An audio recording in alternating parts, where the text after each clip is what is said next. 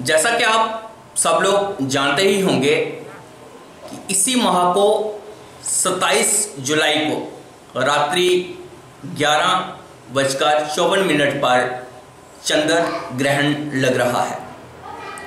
वैसे तो चंद्र ग्रहण को यदि हम वैज्ञानिक तौर पर देखें तो ऐसा माना जाता है कि जब सूरज और चंद्रमा के बीच पृथ्वी आ जाती है तब चंद्र ग्रहण लगता है। लेकिन धार्मिक आधार पर हम लोग चंद्र ग्रहण को किस प्रकार से देखते हैं और चंद्र ग्रहण के समय हम लोगों को क्या करना चाहिए और क्या नहीं करना चाहिए, इस विषय में आज हम बात करेंगे प्रणव शास्त्री जी से, ताकि हमारे साथ जो दर्शक जुड़े हैं वो ये जान सकें कि ग्रहण के समय हम लोगों को क्या करना चाहिए। यदि ग्रहण के विषय में हमारा कोई दर्शक कोई बात पूछना चाहता है तो वो हमें 9412444434 पर सीधा प्रश्न पूछ सकता है। एक बार फिर से मैं इस नंबर को दोबारा आपके सामने बोल देता हूं, 9419244434। इस नंबर पर आप हमें प्रश्न पूछ सकते हैं। तो प्रणव शास्त्री जी, सबसे पहले तो आपका रामनगर लाइव में बहुत बहुत स्वागत है। तो सबसे पहले आज हम आपसे ये जानना चाहते हैं कि ग्रहण तो एक सामान्य घटना है, जैसा कि हमने पहले भी बताया, लेकिन धार्मिक रूप से हम ग्रहण को किस प्रकार से देखते हैं? जी, रामनगर लाइव और विनय भैया को मेरा नमस्कार। और ओम वज्रनखाय विद्महे तीक्ष्णदंष्ट्राय धीमहि तन्नो नृसिंह प्रचोदयात्। सभी भारतवासियों को और रामनगर वासियों को सर्वप्रथम मेरा प्रणाम और नमस्कार। आज हम बात करते हैं ग्रहण की। पहले की ग्रहण शब्द का अर्थ क्या है? ग्रहण ग्रहण सभी बोलते हैं, ग्रहण ग्रहण। ग्रहण का शाब्दिक अर्थ क्या है? ग्रहण का शाब्दिक अर्थ है प्रतिष्ठा पर धब्बा लगना, अर्थात प्रतिष्ठा पर दाग लगना। जिस प्रकार किसी व्यक्ति को कुंडली में शनि चल रहा है 60 सदी का, उसकी नौकरी में मानहानि इत्यादि का किसी का भी प्रकार का धब्बा लगता है प्रतिष्ठा पर, कोई शत्रु उस पर धब्बा लगाता है उसकी प्रतिष्ठा पर, उसी प्रकार ये भी ग्रहण का अर्थ है प्रतिष्ठा पर धब्बा लगना, अर्थात सूर्य या फिर चंद्रमा की मान प्रतिष्ठा पर एक धब्बा लगना। वो काम करता है उनका शत्रु राहु, अर्थात पृथ्वी की छाया, जिनको हम बोलते हैं राहु। जो पृथ्वी की छाया होती है वो जब सूर्य पे पड़ती है या चंद्रमा पे पड़ती है, जब सूर्य पे पड़ेगी तो वो हमारा कहलाएगा सूर्य ग्रहण, जब पृथ्वी पे पड़ेगी तो वो कहलाएगा हमारा चंद्र ग्रहण। तो इसी के साथ 27 जुलाई को रात को 11:54 से लेके अगले दिन अर्थात 28 जुलाई की रात्रि मध्य रात्रि मतलब सुबह प्रातः वेला में ये अपना 3:49 तक ये ग्रहण काल रहेगा। इसकी अवधि है कुल 3 घंटे 53 मिनट्स, अर्थात 233 मिनट्स का ये ग्रहण का काल है पूरा। इसी में ये 11:54 में ग्रहण स्पर्श करेगा और जो ख ग्रास प्रारंभ करेगा अर्थात खाना प्रारंभ करेगा वो चंद्र ग्रहण को राहु, वो करेगा 1 बजे पूरे। और जब ख ग्रास मध्य आएगा अर्थात वो आधा खा चुका होगा उस समय, वो होगा 1:52 में। और उसके बाद जब पूरा तरह खा चुका होगा वो समय होगा 2:43 पे। और 3:49 में 28 जुलाई को ये ग्रहण इस समय मोक्ष होगा, अर्थात खा पी के ये आराम से पूरी मोक्ष गति प्राप्त कर चुका होगा चंद्र ग्रहण। तो आप हमें ये बताएं कि ग्रहण के समय लोगों को क्या करना चाहिए और क्या नहीं करना चाहिए? देखिए, ग्रहण को तो वैसे वैज्ञानिक तो मानते सिर्फ ग्रहण, लेकिन जो हमारा धर्म सिंधु शास्त्र है अर्थात हमारा सनातन धर्म का ही एक शास्त्र है धर्म सिंधु, उसके अनुसार ग्रहण काल में जब भी चंद्र ग्रहण लगता है, चंद्र ग्रहण हमेशा लगता है पूर्णमासी में, पूर्णिमा में, और सूर्य ग्रहण लगेगा हमारा अमावस्या में। उस दिन अर्थात 27 जुलाई को हमारा ये गुरु पूर्णिमा भी है। जब भी चंद्र ग्रहण लगता है उसके 9 घंटे पूर्व सूतक रहता है। सूतक आप समझते होंगे आप, जैसे किसी के घर पे कोई 11 दिन का अशोच होता है, सूतक किसी के 13 में, तो वो किसी का स्पर्श नहीं करते हैं पूजा पाठ का। तो उसी तरह से जब 9 घंटे पहले अर्थात दोपहर को 27 जुलाई को 2:54 पे ये सूतक लग जाएगा, 9 घंटे पहले ग्रहण से। उस समय आप पहले ही जो सिद्धपीठ होगी हमारी, ऐसे नरसिंह जी मंदिर हो गया, शीतला मंदिर हो गया, और अन्य जितने भी रामनगर में मंदिर हैं और पूरे भारतवर्ष में जितने भी सिद्धपीठें हैं, वहाँ पे इस समय 2:54 से पहले ही पूरे कपाट बंद किए जाएंगे। और इस समय कभी भी मूर्ति दर्शन मत कीजिए, मूर्ति का स्पर्श मत कीजिए। इसका पूर्ण प्रकार से इसका निषेध कहा गया है हमारे धर्म सिंधु शास्त्रों में और अन्य शास्त्रों में। अब अलग अलग राशियां होती है, अलग अलग दशा चलती हैं, तो उनका अलग फल मिलता है, उनका अलग वो होगा उनका। और जब भी ग्रहण लगता है तो सूतक काल में ही आप, सूतक काल से पहले ही ना जो हमारी होती है ना गीली चीजें, ऐसे हो गई पानी, दही, दूध, इसमें आप पहले ही कुशा अर्थात उसको हम डोगरी भाषा में बोलते हैं दब डाल दीजिए उसमें, क्योंकि सूखी चीजों का इसका कोई वो निषेध नहीं कहा गया है, परंतु गीली चीजों में इसका मनाही की गई है, क्योंकि ये उसमें डाल दो आप कुशा तो वो चीज कभी भी अपवित्र नहीं होती है। तो आप हमें ये बताएं कि जो विभिन्न प्रकार की राशियां हैं, जब किसी व्यक्ति को अलग अलग ग्रह चल रहे हैं, तो उसको ग्रहण के समय किन मंत्रों का जाप करना चाहिए ताकि इन जो भी उसके जीवन में विपदाएं हैं उससे उनको छुटकारा मिल सके? देखिए, पहले तो ये कहने की बात है कि जो हमारा जो ग्रहण लग रहा है सवारी चंद्र ग्रहण, ये उत्तराषाढ़ा नक्षत्र में स्पर्श करेगा और मोक्ष होगा श्रवण नक्षत्र में, और राशि होगी मकर राशि, और योग प्रीति योग। इनको तो विशेष प्रकार से सावधान होना चाहिए, क्योंकि इनके ऊपर डब्बा लग रहा है पूरा, इनकी मानहानि पे। ये मकर राशि बनती है भो, जा, जी, खी, खू, खा, गा, गी, इन नाम के व्यक्ति हो गए। गायत्री नाम वाले व्यक्ति हो गए, जहाँ अपने भो वाले हो गए, जा वाले हो गए, जैसे कोई जी वाले हो गए। इन व्यक्तियों पे खास प्रकार से डब्बा लगने वाला है। इनको विशेष प्रकार से उस समय सूतक काल में, और दान कब करना है उसका, ये इनकी ग्रहण लगा उस समय दान कीजिए आप, जब भी सूर्य अस्त होने से पहले, अर्थात 7:30 बजे 27 जुलाई को सूर्य अस्त होगा, उस दिन आप ग्रहण का पहले ही सूतक काल में 2:54 में ही आप अपना ग्रहण का सामान रख लीजिए। जिनको ये राशि दिखाई है उनके लिए विशेष प्रकार से मकर राशि और उत्तराषाढ़ नक्षत्र वाले और अपने श्रवण नक्षत्र वाले, उनको तो विशेष प्रकार से करने की जरूरत है। तो उस समय आप अपने ये होते ना सतनाजा, सब दाने जरूर करें ताकि आपके दाग धब्बा ना लगे। काले माँ तो जरूर जरूरत है आप काले माँ की, और चावल की आटा 1.25 किलो काले माँ, 1.25 किलो आटा और 1.25 किलो कनक, इसको जरूर करें। अब बात करते हैं हम राशियों पे। अब देखिए, जैसे इनकी राशि है बीना भैया की वर्ष है, वैसे वर्ष तो वृक बनती है। अब मेरी है पर्स है जो कन्या बनती है, पर जो अंदर की राशि कुंडली की वो अलग होती है और बाहर की अलग होती है, क्योंकि वो गुप्त राशि होती है। अब सभी एक व्यक्ति की, सभी एक मेष राशि की सभी को वो उपाय करने की जरूरत नहीं होती है। अब जिसकी कुंडली में जो ग्रह चल रहा है उसको वो उपाय करने की जरूरत है।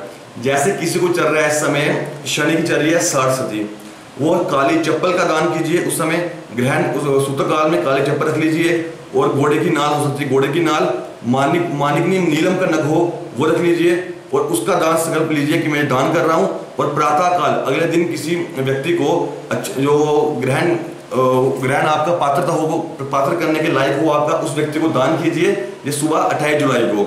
और किसी को सूर्य चल रहा है तो वह 1.25 किलो कनक लीजिए, 1.25 किलो, और मंत्र का जाप कीजिए। सूर्य की इनको चल रही है, दशा चल रही है इनको, ना कि सूर्य कुंडली में है, दशा अलग होती है। दशा वालों को मंत्र जाप करना है सूर्य वालों को, ओम हराम हरीम हरोम सह सूर्याय नमः। यहाँ दूसरा मंत्र बोल रहा हूँ मैं एक और, ओम गृणी सूर्याय नमः। इस मंत्र का आप जाप कीजिए रात को 11:54 से लेके 28 जुलाई की अगली सुबह 3:49 तक। जितना आपको मंत्र जाप 1 गुना फल देता है, इस समय आपको ये मंत्र जाप कम से कम भी 1,00,000 गुना फल देगा। और जिनको चंद्र ग्रहण चल रहा है इनकी कुंडली में इस टाइम, तो उनको मंत्र जाप करना है, ओम श्राम श्रीम शोम सह चंद्रमसे नमः।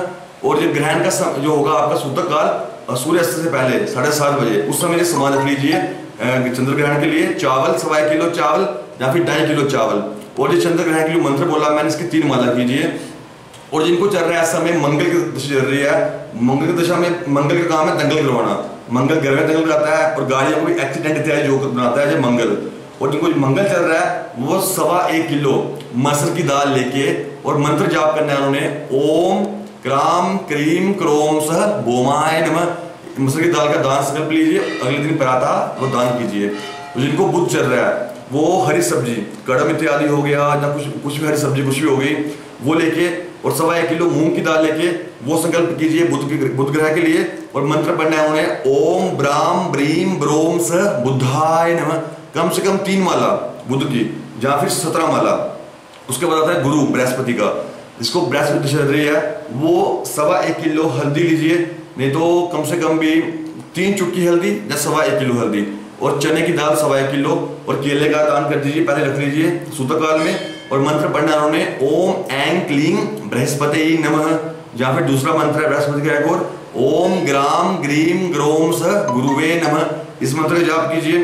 और उनको शुक्र चल रही है शुक्र दशा, उसको तो विशेष प्रकार से चीनी, क्योंकि उनको शुक्र दशा वालों को स्किन की प्रॉब्लम बड़ी होती है, चम रोग होता है, ये बड़ा होता है, खारिश वगैरह। उनको ये कोई खारिश वाली हो सके तो कोई कुष्ठ रोगियों को दवाई, कुष्ठ रोगियों को जूर दीजिए, कंबल दान कीजिए, एक वाइट सफेद कंबल।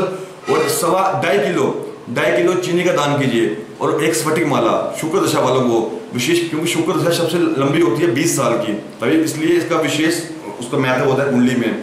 तो इनको करना है दान।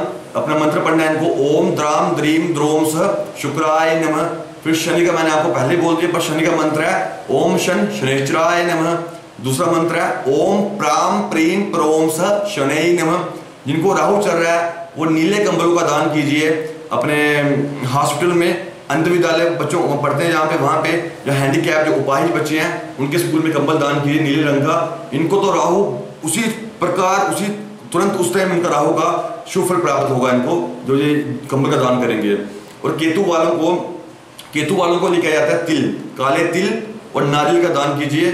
और अगर इनको हो सके तो किसी गरीब कोई हो, कोई मतलब इसको जरूरत हो अन्न जरूर खिलाइए इस समय उनको विशेष प्रकार से केतु उनकी जो मानसिक स्थिति है पूरी तरह से ठीक करेगा। जो लोग गंभीर बीमारियों से पीड़ित हैं जी, उनको इस ग्रहण के समय क्या करना चाहिए? देखिए, जो गंभीर बीमारी से वो है, क्या बोला आपने, पीड़ित है, ठीक है।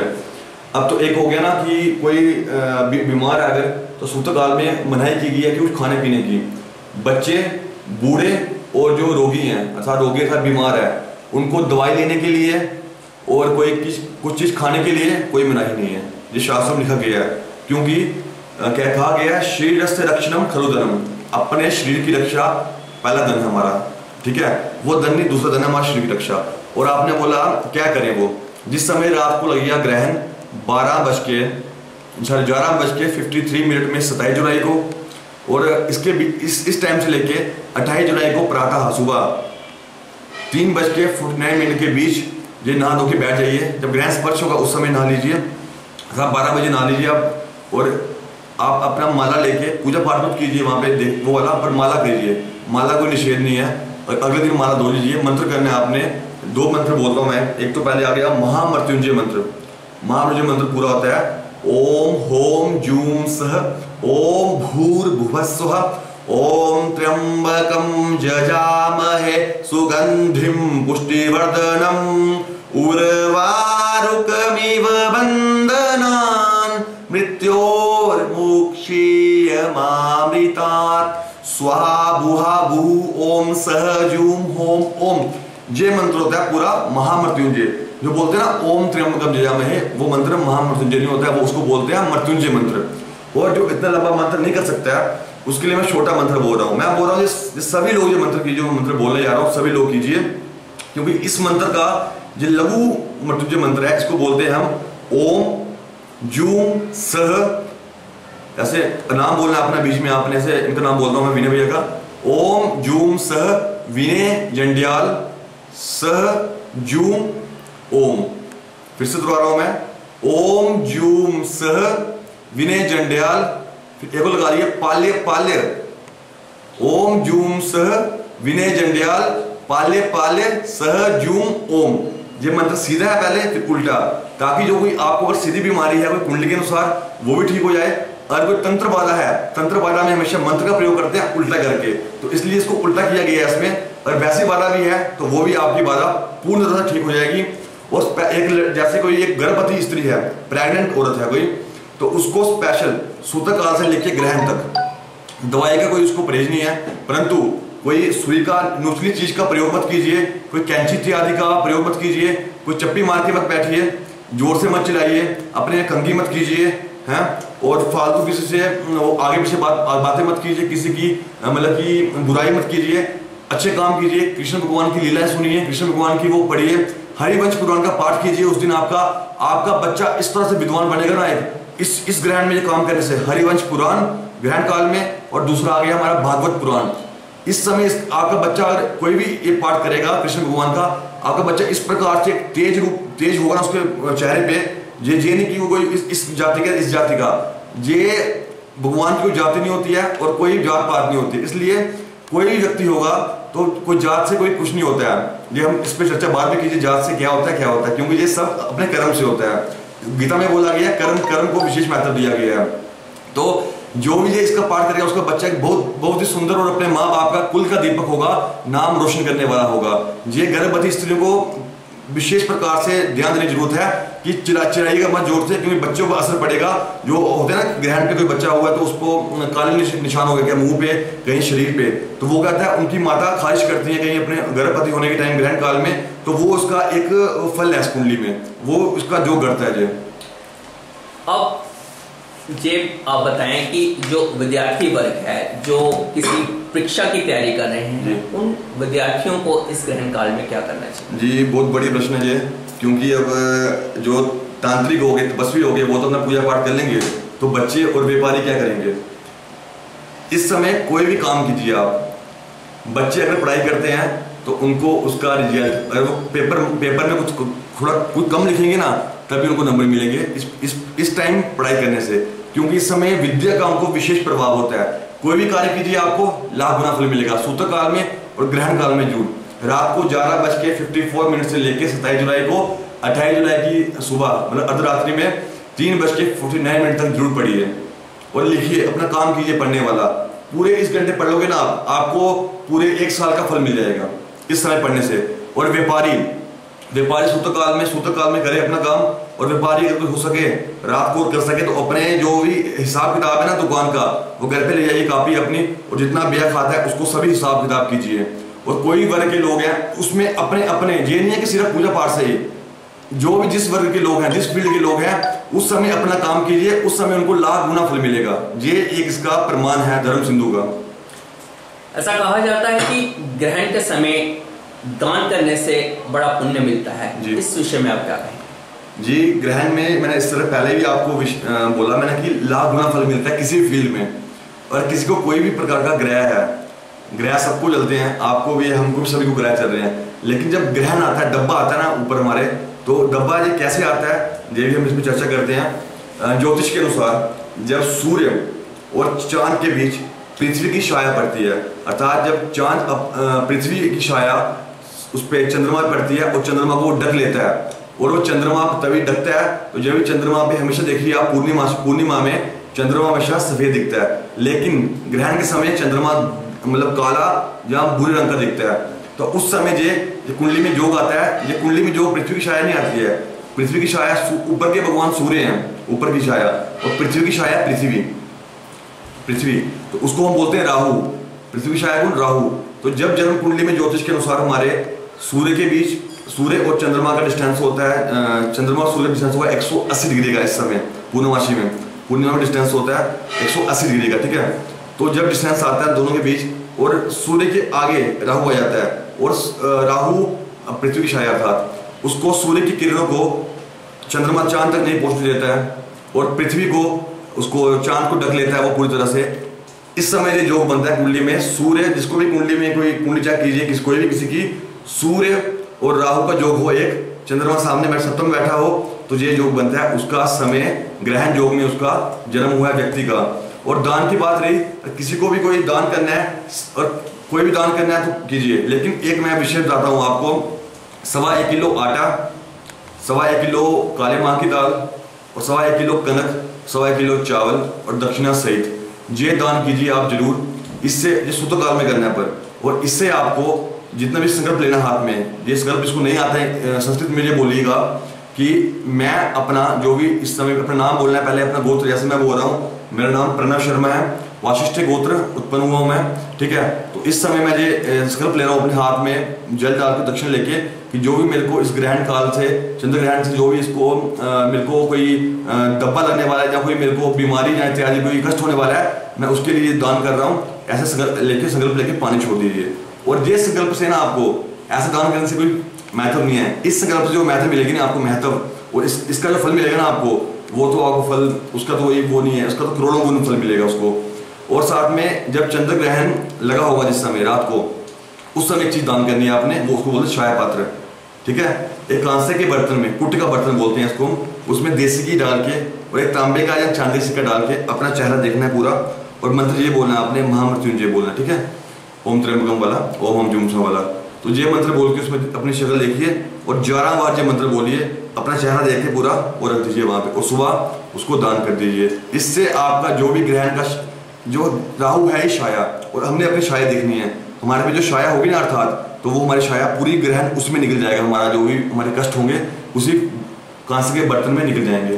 तो ये थे प्रणव शास्त्री जी, जिन्होंने चंद्र ग्रहण के विषय में हमें विस्तार पूर्वक बताया कि इस ग्रहण के समय हम लोगों को क्या करना चाहिए और क्या नहीं करना चाहिए, किस प्रकार से मंत्रों का जाप करके हमें पुण्य मिलता है। तो प्रणव शास्त्री जी, आपने हमसे बातचीत की, इसके लिए आपका बहुत बहुत धन्यवाद। रामनगर वासियों और भारतवासियों के लिए प्रार्थना करता हूँ कि हमेशा शांति बनी रहे हमारे पूरे भारतवर्ष में, और स्पेशली हमारे रामनगर में, जो कि हमारा एक पीस के लिए जाने जाता है, शांति के लिए क्षेत्र जाने जाता है रामनगर। नरसिंह भगवान के चरणों की ओर से मैं प्रार्थना करता हूँ। ओम प्रोज्वल ज्वलन ज्वाला विकटोरुषटाशटः स्वाशशिप्तकुलक्षमावृत पातु वो नरकेसरी। ओम शांति शांति शांति।